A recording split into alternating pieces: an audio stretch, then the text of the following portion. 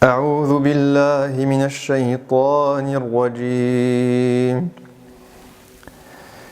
بسم الله الرحمن الرحيم قل إن صلاتي ونسكي ومحياي ومماتي لله رب العالمين لا شريك له وبذلك أمرت وأنا أول المسلمين الحمد لله والصلاة والسلام على رسول الله وعلى آله وصحبه ومن والاه. Nous sommes avec le verset 162 de Sourate Al-An'am. Ce verset, Allah parle au prophète sallallahu alayhi wa sallam et lui demande de nous enseigner quelque chose de très important. Il lui demande de nous enseigner la sincérité. Comment faire pour que nos actes envers Allah subhanahu wa ta'ala soient réellement voués à lui subhanahu wa ta'ala. Et il lui dit, Rasulallah, qul, dis-leur, autrement dit, apprends-leur avec ton exemple, apprends-leur avec cette parole. Comment est-ce qu'ils doivent vouer leurs actions à Allah subhanahu wa ta'ala? Et il dit Inna salati wa nusuki wa mahyaya wa mamati lillahi rabbil alamin.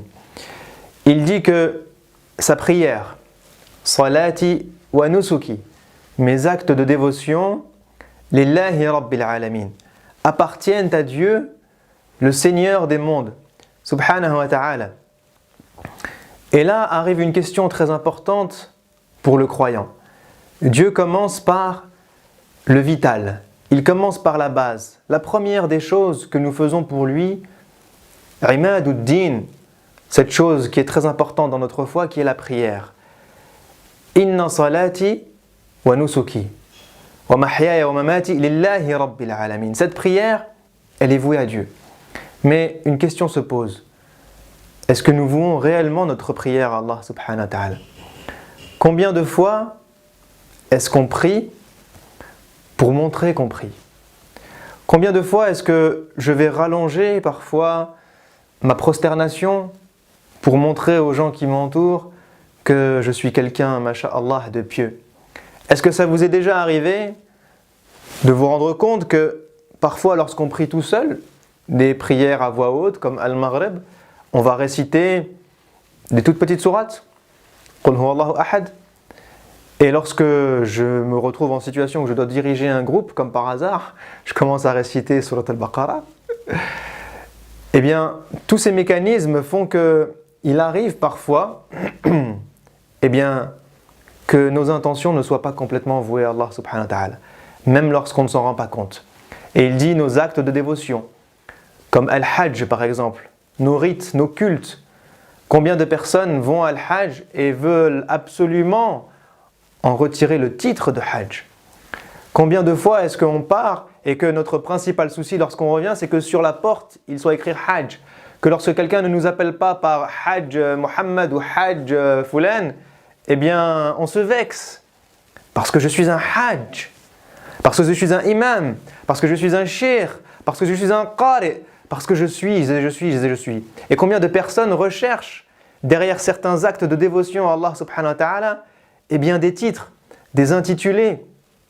Et même si parfois au démarrage, notre intention n'est pas de les rechercher, mais il arrive que petit à petit, eh bien on se fait à la chose et on prend du plaisir à la chose. On prend du plaisir à ce qu'on nous appelle shir. Jusqu'au jour où, si une personne fait l'erreur de ne pas nous appeler shir, eh bien ça vous touche dans le cœur.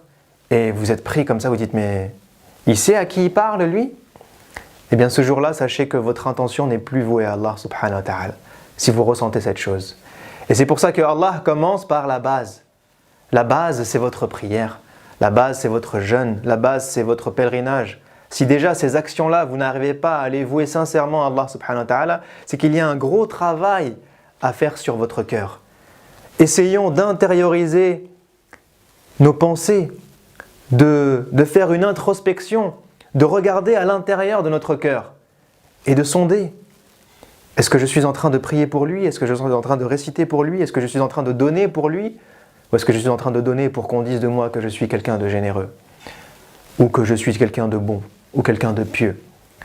Apprenons à faire ça parce que l'état de notre cœur lorsque nous vouons une action à Allah est la chose la plus importante qui soit. Puisque comme vous le savez tous, les actes ne valent que par leurs intentions. Ensuite, Allah nous donne l'autre extrême. Il a commencé par la base, le minimum vital, et il nous donne ensuite le meilleur, le plus beau, la plus belle des choses à atteindre, le plus haut des niveaux de sincérité, eh bien c'est de vouer complètement toute sa vie à Allah subhanahu wa ta'ala. Il dit « Mahyaya wa mamati » ma vie et ma mort, autrement dit, toute ma vie, mais aussi tout ce qu'il y a après ma mort. Et là se pose une autre question, pourquoi est-ce que nous vivons? Est-ce qu'on se pose déjà la question de pourquoi est-ce que je travaille? Pourquoi est-ce que je vais choisir telle ou telle étude?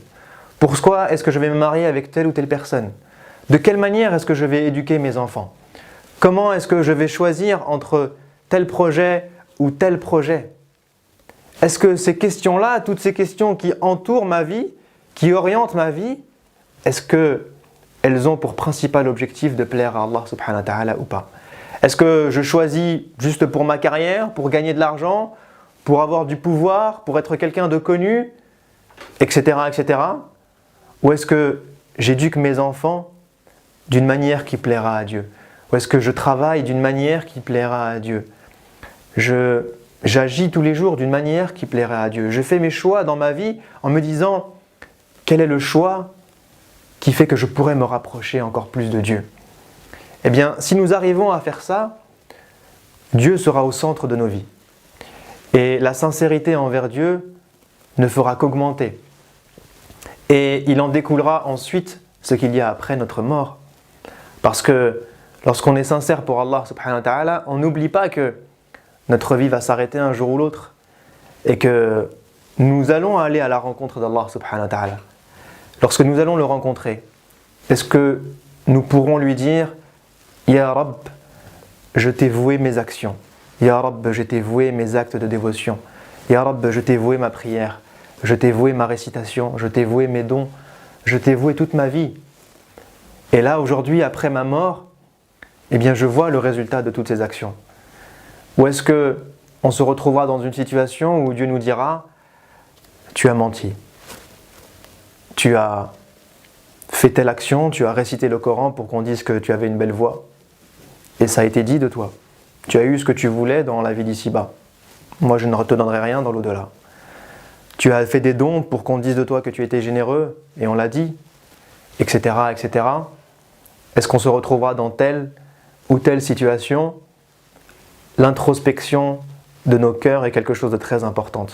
Il faut qu'on apprenne à observer ce qu'il se passe à l'intérieur et à sonder nos véritables intentions, à savoir si nous le faisons pour Dieu ou si nous le faisons pour quelqu'un d'autre, et à corriger le tir.